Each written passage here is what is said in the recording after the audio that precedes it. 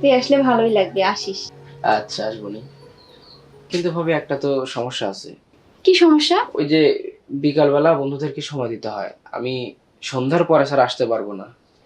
আর আমরা যে গল্প করতে আসবো, এটা যদি ভাইয়া জানতে পারে তখন কি হবে? আরে ওটা নিয়ে তুই চিন্তা করিস না। তোর ভাই তো 12টা 1টার আগে বাসায় আসে না, এটা নিয়ে তুই চিন্তা করিস না। তাহলে ভাবি আমি কিন্তু সন্ধ্যা পর পরই চলে আসবো। তুই কিন্তু আমার বিশাল একটা একাকিত্বর হাত থেকে বাঁচালি। আর তুই আমাকে যদি সময় দিস, তোর কিন্তু লস হবে না। আর শোন, এটা যেন তোর বন্ধুদের আবার শেয়ার করিস না। আরে না না, পাগল নাকি? এ কথা শুধু তুমি আর আমিই জানবো, এ ব্যতীত কেউ জানবে না। ওরে আমার স্বাদের দেওয়াটা বড় হয়ে গেছে। আচ্ছা আজকের মতন আসি, আমি কালকে থেকে কিন্তু রোজ সন্ধ্যায় আসবো। আচ্ছা আচ্ছা তো থাকি। ঠিক আছে, আসিস কিন্তু। অবশ্যই।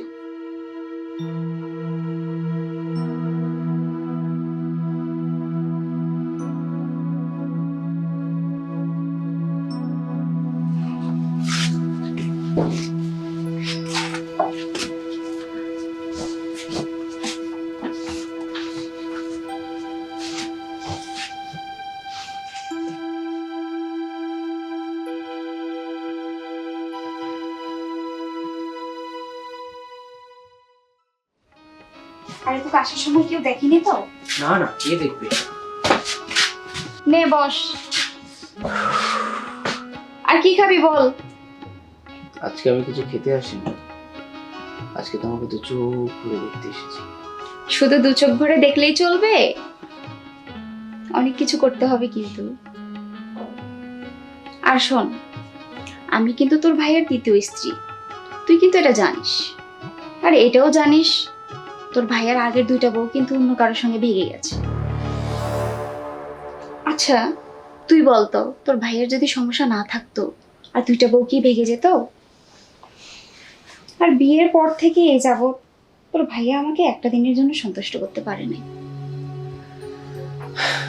ভাবি আমি তোমাকে সন্তুষ্ট করতে পারবো, কিন্তু আমি তোমাকে পালিয়ে নিয়ে যে বিয়ে করতে পারবো না, কারণ সে সামর্থ্য আমার নাই। আর তোমার জামাই আমার নিজের জ্যাঠাতো ভাই, যদি পালিয়ে নিয়ে যে বিয়ে করি তাহলে আমার ভাই আমাকে আস্ত রাখবে না।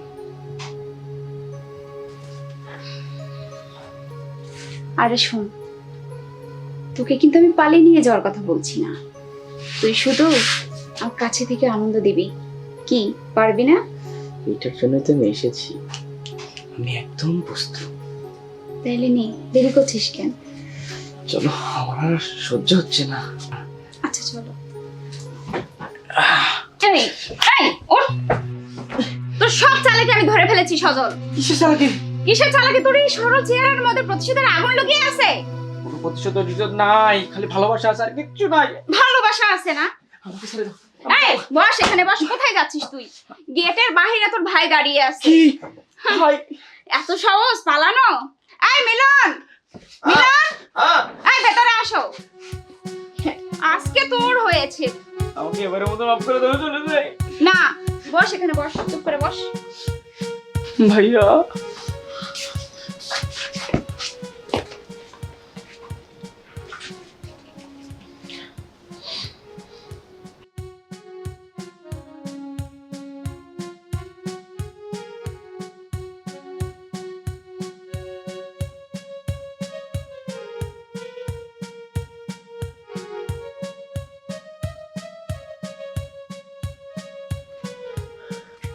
সেদিন বড় ভাইয়ের ব্যবহারে আমি খুবই কষ্ট পাচ্ছিলাম।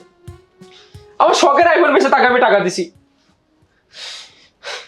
এই জন্যে আমি সেদিন সিদ্ধান্ত নিয়েছিলাম বড় ভাইকে একটা উচিত শিক্ষা দিব। আচ্ছা সজল, তুই কিভাবে বুঝলি তোর ভাবিদের পটানো সম্ভব? একাকিত্ব, কারণ আমার ভাই একটা টাকার কুমির। টাকার পিছে ছোটাছুটি করতে করতে আমার ভাবিদেরকেই সময় দিত না। আর একাকিত্ব নারীর মাথায় পরকীয়া ভর করে, আর আমি এই সুযোগটাই নিয়েছি। তবে রে, সব দোষ তোমার। আমার দোষ? তো তা নাই তো কি? আমি তো তোমার পাপের জন্য সবকিছু হয়েছে। আমার পাপের জন্য সবকিছু হয়েছে? হ্যাঁ, তোমার পাপের জন্য সবকিছু হয়েছে। তুমি কি করছো বলো? তোমার বউকে তুমি ঠিকমতো সময় দাও নাই, সব সময় বাইরে কাজে ব্যস্ত ছিলা। আর তাছাড়া সব থেকে বড় কথা হচ্ছে তুমি সুদের ব্যবসা করো। আর এই সুদের ব্যবসা করা কোনো ধর্মেই যায় না, সব ধর্মেই পাপ। আমি থাকবো না, তুমি থাকো তোমার পাপের রাজ্যে। আমি থাকবো না তোমার সংসারে, এই পাপের রাজ্যে আমি গেলাম। শোনো, তুমি যদি আমাকে ছেড়ে চলে যাও, আমি কাকে নিয়ে থাকবো? ভাই রে, ভাই শোন, আমি তোর কাছে অন্যায় করেছি। আমি আবার তোকে আইফোন কিনে দেবো, তুই আমার সংসার ভাঙিস না ভাই। তো ঠিক আছে, যা যা যা, তুই যা যা। শোনো, দেখো, আমি অন্যায় করেছি, আমি পাপ করেছি, সবকিছু ঠিক আছে। আমি সংসারের মানুষদের সময় দিইনি, তার শাস্তিও পেয়েছি। কিন্তু আসলে এভাবে যে এগুলো হয়েছে আমি কিছু বুঝতে পারিনি। দেখো, আমি যা কিছু করেছি তো এই সংসারের জন্য, তোমাদের জন্য। তবে আমি তোমাকে কথা দিচ্ছি, আর আমি কখনো পাপের টাকা ছুঁয়েও দেখবো না। মানুষের বেঁচে থাকার জন্য যে বেশি টাকা দরকার হয় না, তা আজকে আমি এই গল্পটি না শুনলে বুঝতে পারতাম না।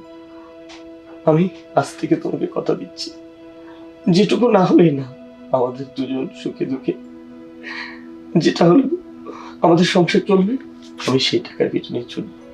শুধু কথা দাও, তুমি আমাকে ছেড়ে যাবেন? না, যাব না। সত্যি তো? যাব না, তবে তুমি আর ভবিষ্যতে এসব কাজ করবা না। আর না না না, কোনোদিনও না। আজকে যদি আমি এই কাজটা করতাম, আমিও যদি চলে যেতাম, আমি মরে যেতাম, মরে যেতাম।